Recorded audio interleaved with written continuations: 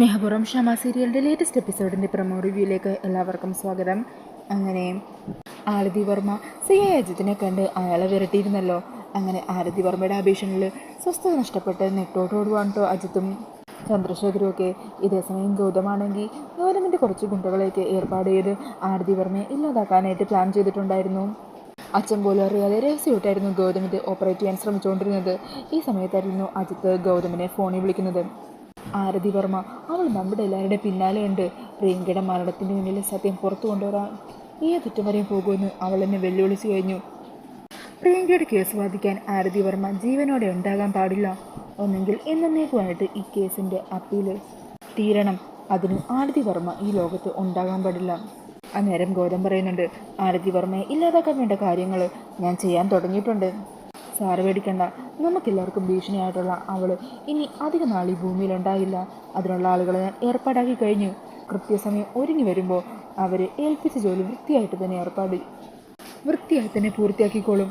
അക്കാര്യത്തിൽ സാറിന് ടെൻഷൻ വേണ്ട. അവൾക്ക് പിന്നെ ലോകത്തെല്ലായിടത്തും ശത്രുക്കളുള്ളതുകൊണ്ട് തന്നെ അവളുടെ മരണത്തിന് പിന്നിൽ നമ്മളാണെന്ന് ആർക്കും പെട്ടെന്ന് സംശയം തോന്നില്ല. അങ്ങനെ അവർ ആരതിയെ കൊല്ലാനുള്ള കാര്യങ്ങളൊക്കെ പ്ലാൻ ചെയ്തുകൊണ്ടിരിക്കുവാണ്. പിന്നീട് കാണിക്കുന്നത് വരൻ അങ്ങനെ രാധികയുടെ യാത്രയൊക്കെ പറഞ്ഞ് അവിടെ നിന്നും തിരിച്ചു പോകുവാണ്.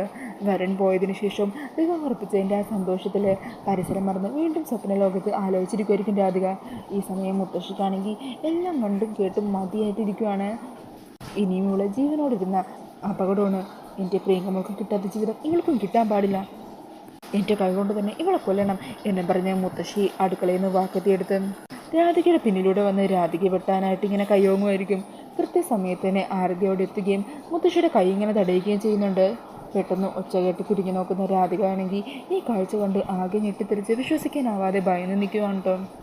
അങ്ങനെ രാധികയെ കൊല്ലാനൊരുങ്ങിയ മുത്തശ്ശിയെ തടഞ്ഞ് മുത്തശ്ശിക്ക് തക്ക മറുപടി തന്നെ ആരതി കൊടുക്കുന്നുണ്ട്.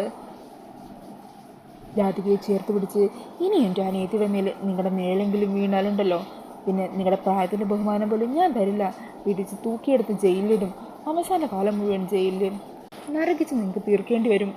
ആരതിയുടെ വാക്കുകളൊക്കെ കേട്ട് ചെറുതായിട്ടൊന്ന് ഭയന്ന് നിൽക്കുവാണ് സുകുമാരി അമ്മ. രാധികയാണെങ്കിൽ ഇതെല്ലാം കണ്ട് ആകെ ഭയന്ന് നിൽക്കുമായിരിക്കും.